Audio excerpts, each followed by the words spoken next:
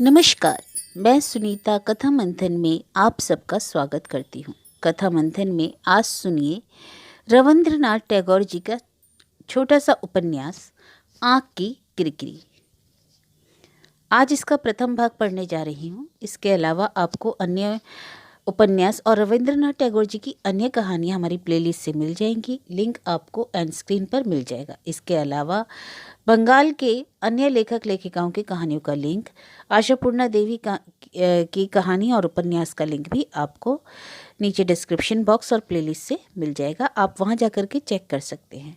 तो चलिए शुरू करते हैं रविंद्रनाथ टैगोर जी का उपन्यास आँख की किरकिरी। बंगला में इसका उपन्यास का नाम है चोखेर बाली। विनोद की माँ हरिमती महेंद्र की माँ राजलक्ष्मी के पास जाकर धरना देने लगी। दोनों एक ही गांव की थी, छुटपन में साथ खेली थी। राजलक्ष्मी महेंद्र के पीछे पड़ गई। बेटा महेंद्र, इस गरीब की बिटिया का उद्धार तो करना ही पड़ेगा। सुना है लड़की बड़ी सुंदर है, फिर पढ़ी लिखी भी है, उसकी रुचियां भी तुम ही लोगों जैसी हैं। महेंद्र बोला, आजकल के तो सभी लड़के मुझ जैसे ही होते हैं। राजलक्ष्मी, तुमसे शादी की बात करना ही तो मुश्किल है। माँ, इसे छोड़कर दुनिया में क्या और कोई बात नहीं है? महेंद्र के पिता उसके बचपन में ही चल बसे थे। माँ से महेंद्र का बर्ताव साधारण लोगों जैसा न था। उम्र लगभग 22 की हुई, एमए पास करके डॉक्टरी पढ़ना शुरू किया है, मगर माँ से उसकी रोज रोज की जिद का अंत नहीं। कंगारू के बच्चे की तरह माता के गर्भ से बाहर आकर भी उसके बाहरी थैली में टंगे रहने की उसे आदत हो गई है। माँ के बिना आहार विहार आराम विराम कुछ भी नहीं हो पाता। अब की बार जब माँ विनोदिनी के लिए बुरी तरह उसके पीछे पड़ गई तो महेंद्र बोला, अच्छा एक बार लड़की को देख लेने दो। लड़की देखने जाने का दिन आया तो कहा, देखने से क्या होगा, शादी तो तुम्हारी ही खुशी के लिए कर रहा हूँ, फिर मेरे अच्छे बुरा देखने का तो कोई अर्थ ही नहीं है। महेंद्र के कहने में पर्याप्त गुस्सा था, मगर माँ ने सोचा शुभ दृष्टि के समय जब मेरी पसंद और उसकी पसंद एक हो जाएगी तो उसका स्वर भी नम्र हो जाएगा। इससे पहले भी कहानी में मैंने आपको शुभ दृष्टि के बारे में बताया था। बंगाल में जब विवाह के समय लड़का लड़की प्रथम बार जब वरमाला के समय वो एक दूसरे को देखते हैं तो इस रिवाज को शुभ दृष्टि कहा जाता है। राजलक्ष्मी ने बेफिक्र होकर विवाह का दिन तय कर दिया। दिन जितना ही करीब आने लगा, महेंद्र का मन उतना ही बेचैन हो उठा। मात्र 2-4 दिन पहले ही वह कह बैठा, नहीं माँ, यह मुझसे हरगिज ना होगा। छुटपन से महेंद्र को हर तरह का सहारा मिलता रहा है, इसलिए उसकी इच्छा सर्वोपरि है। दूसरे का दबाव उसे बर्दाश्त नहीं। अपनी स्वीकृति और दूसरों के आग्रह ने उसे बेबस कर दिया, इसलिए विवाह के प्रस्ताव के प्रति नाहा की उसकी वितृष्णा बढ़ गई और विवाह के दिन नजदीक आ गया तो उसने एक बार की ना ही कर दी। महेंद्र का दिली दोस्त था बिहारी। वह महेंद्र को भैया और उसकी माँ को माँ कहा करता था। माँ उसे स्टीमर के पीछे जुड़ी हुई डोंगी जैसा भारवाही सामान मानती थी और वैसी ही उस पर ममता भी रखती थी। वे बिहारी से बोली, बेटे यह तो अब तुम्हें ही करना है, नहीं तो उस बेचारी लड़की। बिहारी ने हाथ जोड़कर कहा, माँ यह मुझसे ना होगा। अच्छी ना लगी कहकर महेंद्र जो मिठाई छोड़ देता है वह मैंने बहुत खाई, मगर लड़की के बारे में ऐसा तो नहीं हो सकता ना। राजलक्ष्मी ने सोचा, भला बिहारी विवाह करेगा, उसे तो बस एक महेंद्र की पड़ी है, बहू लाने का ख्याल भी नहीं आता उसके मन में। यह सोचकर बिहारी के प्रति उनकी कृपा मिश्रित ममता कुछ और बढ़ गई। विनोदिनी के पिता कुछ खास धनी न थे, परंतु अपनी इकलौती बेटी को मिशनरी में रखकर बड़े जतन से पढ़ाया लिखाया था। इतना ही नहीं, घर के काम में भी चाक चौबंद कर दिया था। वे गुजर गए और बेचारी विधवा माँ बेटी के विवाह के लिए परेशान हो गई। पास में रुपया पैसा भी नहीं, ऊपर से लड़की की उम्र भी ज्यादा।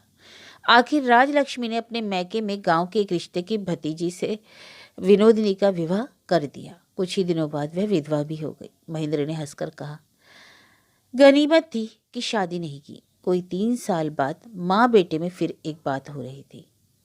बेटा, लोग तो मेरी ही शिकायत करते हैं। क्यों भला? तुमने लोगों का ऐसा क्या बिगाड़ा है? बहू के आने से बेटा पराया ना हो जाए, मैं इसी डर से तेरी शादी नहीं करती, लोग यही कहा करते हैं। महेंद्र, डर तो होना ही चाहिए। मैं माँ होता तो जीते जी लड़के का विवाह न करता, लोगों की शिकायतें सुन लेता। माँ हंसकर बोली, सुनो जरा, इसकी बात तो सुन लो। महेंद्र, बहू तो आकर लड़के को अपना बना ही लेती है, फिर इतना कष्ट उठाने वाली माँ अपने आप दूर हो जाती है। तुम्हें यह चाहे जैसा लगे, मुझे तो ठीक नहीं लगता। चाची बोली, यह तुम्हारी जाति है बेटे, जबकि जो बात है वही अच्छी लगती है। माँ का दामन छोड़कर अब घर गृहस्थी बसाने का समय आ गया। अब नादानी अच्छी नहीं लगती, उल्टे शर्म आती है। राजलक्ष्मी को यह बात अच्छी नहीं लगी। इस सिलसिले में उन्होंने जो कुछ कहा वह जैसा हो, मगर स्वर भीगा तो नहीं था। बोली, मेरा बेटा अगर और लड़कों की अपेक्षा अपनी माँ को ज्यादा स्नेह करता है तो तुम्हें शर्म क्यों लगती है? मझली बहू, कोक का लड़का होता तो समझ में आता। राजलक्ष्मी को लगा निपुती बेटे के सौभाग्य वाली से ईर्ष्या कर रही है। मझली बहू ने कहा, तुमने बहू लाने की चर्चा चलाई थी इसलिए यह बात निकल गई, वरना मुझे क्या हक है? राजलक्ष्मी, मेरा बेटा अगर विवाह नहीं करता तो तुम्हारी छाती क्यों फटती है? ठीक तो है, लड़के की जैसे आज तक देखभाल करती आई हूँ आइंदा भी कर लूंगी, इसके लिए और किसी की मदद की जरूरत नहीं है। मझली बहू आंसू बहाती चुपचाप चली गई। महेंद्र को मनी मनी से चोट पहुंची। कॉलेज से कुछ पहले ही लौटकर वह अपनी चाची के कमरे में दाखिल हुआ। वह समझ रहा था कि चाची ने जो कुछ कहा था उसके सिवाय स्नेह के और कुछ ना था, और उसे यह भी पता था कि चाची की एक भांजी है जिसके माता पिता नहीं है। वे चाहती हैं कि महेंद्र से उसका ब्याह हो जाए। हालांकि शादी करना उसे पसंद ना था, फिर भी चाची की है आंतरिक इच्छा उसे स्वाभाविक और करुण लगती है। उसे मालूम था कि उनकी कोई संतान नहीं है। महेंद्र कमरे में पहुंचा तो दिन ज्यादा नहीं रह गया था। चाची अन्नपूर्णा खिड़की पर माथा टिकाए उदास बैठी थी। बगल के कमरे में इसमें खाना ढका रखा था, शायद उन्होंने खाया भी नहीं। बहुत थोड़े में ही महेंद्र की आंखें भर आई। चाची को देखकर उसकी आंखें छलछला उठी। करीब जाकर स्निग्ध स्वर से बोला, चाची। अन्नपूर्णा ने हंसने की कोशिश की। कहा, आ बेटे बैठ। महेंद्र का मन भीगा हुआ था। चाची को दिलासा देने के विचार से वह अचानक बोल उठा, अच्छा चाची, तुमने अपनी भांजी की बात बताई थी, एक बार दिखा सकती हो? कहकर महेंद्र डर गया। अन्नपूर्णा हंसकर बोली, क्यों, शादी के लड्डू फूट रहे हैं बेटा? महेंद्र झटपट बोल उठा, नहीं नहीं, अपने लिए नहीं, मैंने बिहारी को राजी किया है, लड़की देखने का कोई दिन तय कर दो। अन्नपूर्णा, आह, उस बेचारी का ऐसा भाग्य कहा, भला उसे बिहारी जैसा लड़का नसीब हो सकता है? महेंद्र चाची के कमरे से निकला कि दरवाजे पर माँ से मुलाकात हो गई। राजलक्ष्मी ने पूछा, क्यों रे, क्या राय मशवरा कर रहा था? महेंद्र, राय मशवरा नहीं, पान लेने गया था। माँ, तेरा पान तो मेरे कमरे में रखा है। महेंद्र ने कुछ नहीं कहा, चला गया। राजलक्ष्मी अंदर गई और अन्नपूर्णा की रुलाई से सूजी आंखें देखकर लम्हे भर में बहुत कुछ उसने सोच लिया। छूटते ही फुफकार छोड़ी, क्यों मझली बहू, महेंद्र के कान भर रही थी, है ना? और बिना कुछ सुने तत्काल तेजी से निकल गई। कन्या देखने की बात महेंद्र ने की जरूर, मगर वह भूल गया। फिर भी अन्नपूर्णा नहीं भूली। उन्होंने लड़की के अभिभावक उसके बड़े चाचा को जल्दी से मैं शाम बाजार पत्र भेजा और एक दिन भी तय कर लिया। महेंद्र ने जब सुना कि देखने का दिन पक्का हो गया तो बोला, चाची, इतनी जल्दी क्यों की? बिहारी से तो मैंने अभी तक जिक्र भी नहीं किया। अन्नपूर्णा बोली, ऐसा भी होता है भला, अब अगर तुम लोग ना जाओ तो वे क्या सोचेंगे? महेंद्र ने बिहारी को बुलाकर सारी बातें बताई। कहा, चलो तो सही, लड़की ना जची तो तुम्हें मजबूर नहीं किया जाएगा। बिहारी बोला, यह मैं नहीं कर सकता, चाची की भांजी को देखने जाना है, देखकर मेरे मुंह से यह बात हरगिज ना निकल सकेगी कि लड़की मुझे पसंद नहीं। महेंद्र, फिर तो ठीक ही है। बिहारी, लेकिन तुम्हारी तरफ से यह जाती है महेंद्र भैया, खुद तो हल्के हो जाएं और दूसरे के कंधे पर बोझ रख दे, यह ठीक नहीं। अब चाची का जी दुखाना मेरे लिए बहुत कठिन है। महेंद्र कुछ शर्मिंदा और नाराज होकर बोला, आखिर इरादा क्या है तुम्हारा? बिहारी, मेरे नाम पर जब तुमने यह उम्मीद दिलाई है तो मैं विवाह करूंगा, यह देखने जाने का ढोंग तो बेकार ही है। बिहारी अन्नपूर्णा की देवी की भांति भक्ति किया करता था। आखिर अन्नपूर्णा ने खुद बिहारी को बुलवा कर कहा, ऐसा भी कहीं होता है बेटे, लड़की देखे बिना ही विवाह करोगे? यह हरगिज ना होगा। लड़की पसंद ना आए तो तुम हरगिज हाँ नहीं करोगे, समझे? तुम्हें मेरी कसम। जाने के दिन कॉलेज से लौटकर महेंद्र ने माँ से कहा, जरा मेरा वह रेशमी कुर्ता और ढाका वाली धोती निकाल दो। क्यों, कहाँ जाना है? माँ ने पूछा। काम है, तुम ला दो, फिर बताऊंगा। महेंद्र थोड़ा संवरे बिना ना रह सका। दूसरे के लिए ही क्यों ना हो, लड़की का मसला जवानी में सभी से थोड़ा सवार कर ही ले लेता है। दोनों दोस्त लड़की देखने निकले। लड़की के बड़े चाचा अनुकूल बाबू ने अपनी कमाई से अपना बाग वाला तिमंजिला मकान मोहल्ले में सबसे ऊंचा बना रखा है। गरीब भाई भाई की माँ बाप विहीना बेटी को उन्होंने अपने ही यहाँ रखा है। उसकी मौसी अन्नपूर्णा ने कहा था, मेरे पास रहने दो, इससे खर्च की कमी जरूर होती, लेकिन गौरव की कमी के डर से अनुकूल राजी न हुए। यहाँ तक कि मुलाकात के लिए भी कभी उसे मौसी के यहाँ नहीं जाने देते थे। अपनी मर्यादा के बारे में वे इतने सख्त थे। वे लड़की के विवाह की चिंता का समय आया, लेकिन इन दिनों विवाह के विषय में दहेज की भी बात होती। चिंता के साथ साथ लागत भी तो लगती है, परंतु दहेज की बात उठते ही अनुकूल कहते, मेरी भी तो लड़की है, अकेले मुझसे कितना करते बनेगा। इसी तरह दिन निकलते जा रहे थे। ऐसे में बन संवर कर खुशबू बिखेरते हुए रंगभूमि में अपने दोस्त के साथ महेंद्र ने प्रवेश किया। चैत का महीना, सूरज डूब रहा था। दुमंजिले का दक्षिणी बरामदा चिकने चीनी टाइलों का बना। उसी के एक और दोनों मेहमानों के लिए फल फूल, मिठाई से भरी चांदी की तश्तरियां रखी गई। बर्फ के पानी भरे गिलास जैसे ओस बूंदों से झलमल। बिहारी के साथ महेंद्र सकुचाते हुए खाने बैठा। नीचे माली पौधों में पानी डाल रहा था और भीगी मिट्टी की सौंधी सौंधी सुगंध लिए दक्षिणी बयार महेंद्र की धप धप धुली चादर के छोर को हैरान कर रही थी। आसपास के दरवाजे के झरोकों की ओर से कभी कभी दबी हंसी, फुसफुसाहट, तो कभी कभी गहनों की खनखनाहट सुनाई दे रही थी। खाना खत्म हो चुका तो अंदर की तरफ देखते हुए अनुकूल बाबू ने कहा, चुन्नी, पान तो ले आ बेटी। जरा देर में संकोच से पीछे का दरवाजा खुल गया और सारे संसार की लाज से सिमटी एक लड़की हाथ में पानदान लिए अनुकूल बाबू के पास आ खड़ी हुई। वे बोले, शर्म काहे की बिटिया, पानदान उनके सामने रखो। उसने झुककर कांपते हुए हाथों से मेहमानों के बगल में पानदान रख दिया। बरामदे के पश्चिमी छोर से डूबते हुए सूरज की आभा उसके लज्जित मुखड़े को मंडित कर गई। इसी मौके से महेंद्र ने उस कांपती हुई लड़की के करुण मुख की छवि देख ली। बालिका जाने लगी। अनुकूल बाबू बोले, जरा ठहर जा चुन्नी। बिहारी बाबू, यह है छोटे भाई अपूर्व की लड़की। अपूर्व तो चल बसा, अब मेरे सिवा इसका कोई नहीं है। और उन्होंने एक लंबी सांस ली। महेंद्र का मन पसीज गया। उसने एक बार फिर लड़की की तरफ देखा। उसकी उम्र साफ साफ कोई ना बताता। सगे संबंधी कहते 12-13 होगी, यानी 14-15 होने की संभावना भी ज़्यादा थी। लेकिन चूंकि दया पर चल रही थी, इसलिए सहमे से भाव ने उसके नवयौवन के आरंभ को जब्त कर रखा था।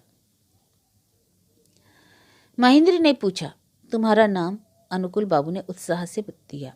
बता बेटी, बता, अपना नाम तो बता। अपने अभ्यस्त आदेश पालन के ढंग से झुककर उसने कहा, जी मेरा नाम आशा लता है। आशा, महेंद्र को लगा नाम बड़ा ही करुण और स्वर बड़ा ही कोमल है। दोनों मित्रों ने बाहर सड़क पर आकर गाड़ी छोड़ दी। महेंद्र बोला, बिहारी, इस लड़की को तुम हरगिज मत छोड़ो। बिहारी ने इसका कुछ साफ जवाब ना दिया। बोला, इसे देखकर इसकी मौसी याद आ जाती है, ऐसी ही भली होगी शायद।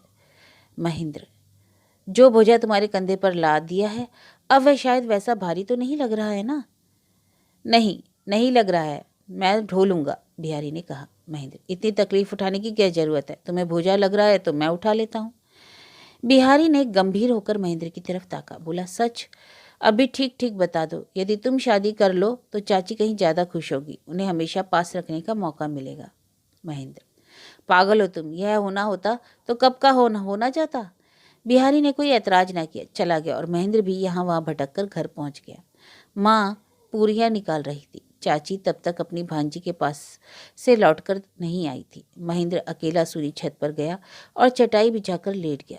कलकत्ता की ऊंची अट्टालिकाओं के शिखरों पर शुक्ल सप्तमी का आधा चांद टहल रहा था। माँ ने खाने के लिए बुलाया तो महेंद्र ने अलसाई आवाज में कहा, छोड़ो, अब उठने को जी नहीं चाहता। माँ, तो यहीं ले आऊं? ना, आज नहीं खाऊंगा, आज मैं खाकर आया हूँ। कहाँ खाने गया था? बाद में बताऊंगा। वे लौटने लगी तो थोड़ा सोचते हुए महेंद्र ने कहा, माँ, तुम खाना यहीं ले आओ। रात में महेंद्र ठीक से सो नहीं पाया। तड़के ही वह बिहारी के घर पहुंच गया। बोला, यार, मैंने बड़े ही ध्यान से सोचा और देखा कि चाची यही चाहती है कि शादी मैं ही करूं। बिहारी बोला, इसके लिए सोचने की जरूरत नहीं थी, यह बात तो वे खुद ही कई बार मेरे से कह चुकी हैं। तभी तो कहता हूं, मैंने आशा से विवाह ना किया तो उन्हें दुख होगा। हाँ, हो सकता है, महेंद्र ने कहा। मेरा ख्याल है यह तो जाती होगी। हाँ, बात तो ठीक है, बिहारी ने कहा। यह बात थोड़ी देर से आपकी समझ में आई। कल आ जाता तो अच्छा ना होता? महेंद्र, एक ही दिन की तो बात है, तो क्या बुरा हो गया? विवाह की बात पर मन की लगाम को छोड़ना था कि महेंद्र के लिए धीरज रखना कठिन हो गया। उसके मन में आया, इस बार में बात करने का तो कोई अर्थ ही नहीं है, शादी तो हो ही जानी चाहिए। उसने माँ से कहा, अच्छा माँ, मैं विवाह करने के लिए राजी हूँ। माँ मन ही मन बोली, समझ गई। उस दिन अचानक क्यों मजली बहू अपनी भांजी को देखने चली गई और क्यों महेंद्र बन ठन कर घर से निकला। उनके अनुरोध की बार बार उपेक्षा होती रही और अन्नपूर्णा की साजिश कारगर हो गई। इस बात से वह नाराज हो उठी। कहा, अच्छा, मैं अच्छी सी लड़की को देखती हूँ। आशा का जिक्र करते हुए महेंद्र ने कहा, लड़की तो मिल गई राजलक्ष्मी, उस लड़की से विवाह नहीं हो सकता, यह मैं कह ही देती हूँ। महेंद्र ने बड़े संयत शब्दों में कहा, क्यों माँ, लड़की तो बुरी नहीं है, उसके 3 कुल में कोई नहीं है। ऐसी लड़की से विवाह रचकर कुटुंब को सुख भी ना मिल सकेगा। महेंद्र, कुटुंब को सुख मिले ना मिले, लड़की मुझे खूब पसंद है, उससे शादी ना हुई तो मैं दुखी हो जाऊंगा। लड़के की जिद से राजलक्ष्मी और सख्त हो गई। वह अन्नपूर्णा से भिड़ गई। एक अनाथ से विवाह कराकर तुम मेरे लड़के को फंसा रही हो, यह हरकत। अन्नपूर्णा रो पड़ी। उससे तो शादी की कोई बात ही नहीं हुई। उसने तुम्हें क्या कहा, इसकी मुझे जरा भी खबर नहीं। राजलक्ष्मी इसका रत्ती भर यकीन न कर सकी। अन्नपूर्णा ने बिहारी को बुलवाया और आंसू भरकर कहा, तय तो सब तुमसे हुआ था, फिर तुमने पासा क्यों पलट दिया? मैं कह देती हूँ, शादी तो तुम्हें ही करनी पड़ेगी। यह बेड़ा तुम ना पार करोगे तो मुझे शर्मिंदगी उठानी होगी। वैसे लड़की अच्छी है। बिहारी, चाची, तुम्हारी बात मंजूर है, वह तुम्हारी भांजी है, फिर मेरे ना करने की कोई बात ही नहीं। लेकिन महेंद्र, नहीं बेटे, महेंद्र से उसका विवाह किसी भी हालत में ना होगा। यकीन मानो, तुमसे विवाह हो तभी मैं ज़्यादा निश्चिंत हो सकूंगी। महेंद्र से रिश्ता हो यह मैं चाहती भी नहीं हूँ। बिहारी, तुम नहीं चाहती तो कोई बात ही नहीं है। और वह राजलक्ष्मी के पास जाकर बोला, माँ, चाची की भांजी से मेरी शादी पक्की हो गई है। सगे संबंधियों में तो कोई महिला है नहीं, इसलिए मैं ही खबर देने आया हूँ। ये तो बड़ी खुशी की बात हुई बिहारी, सुनकर मुझे बहुत अच्छा लगा। लड़की बड़ी भली है, तेरे लायक है, इसे हाथ से मत जाने देना। हाथ से बाहर होने का सवाल है क्या? खुद महेंद्र भैया ने लड़की पसंद करके रिश्ता पक्का किया है। इन झंझट से महेंद्र और भी उत्तेजित हो गया। माँ और चाची से नाराज होकर वह मामूली से हॉस्टल में जाकर रहने लगा। राजलक्ष्मी रोती हुई अन्नपूर्णा के कमरे में पहुंची। कहा, मजली बहू, लगता है उदास होकर महेंद्र ने घर छोड़ दिया, उसे बचाओ। अन्नपूर्णा, दीदी धीरज रखो, 2 दिन बाद गुस्सा उतर जाएगा। नहीं बेट, तुम उसे नहीं जानती बहन, वह जो चाहता है ना मिले तो कुछ भी कर सकता है, जैसे भी हो, अपनी बहन की लड़की से। अन्नपूर्णा, भला यह कैसे होगा दीदी, बिहारी से बात लगभग पक्की हो चुकी है। राजलक्ष्मी, हो चुकी तो टूटने में कितनी देर लगती है? और उन्होंने बिहारी को बुलवाया। कहा, तुम्हारे लिए मैं दूसरी लड़की ढूंढ लेती हूँ, मगर इसे तुम्हें बाज आना पड़ेगा। माँ, यह नहीं होगा, सब तो तय हो चुका है। राजलक्ष्मी फिर अन्नपूर्णा के पास गई, बोली, मेरे सिर की कसम मछली, मैं तुम्हारे पैरों पड़ती हूँ, तुम्हें बिहारी से कहो, तुम कहोगी तो बिगड़ी बात बन जाएगी। आखिर अन्नपूर्णा ने बिहारी से कहा, बेटा, तुमसे कुछ कहने का मुंह नहीं, मगर लाचारी है, क्या करूं? आशा को तुम्हें सौंप कर ही मैं निश्चित होती, मगर क्या बताऊं, सब तो तुम्हें पता है ही। बिहारी, समझ गया, तुम जो हुक्म करोगी वही होगा, लेकिन फिर भी कभी किसी से विवाह करने का मुझसे आग्रह मत करना। बिहारी चला गया।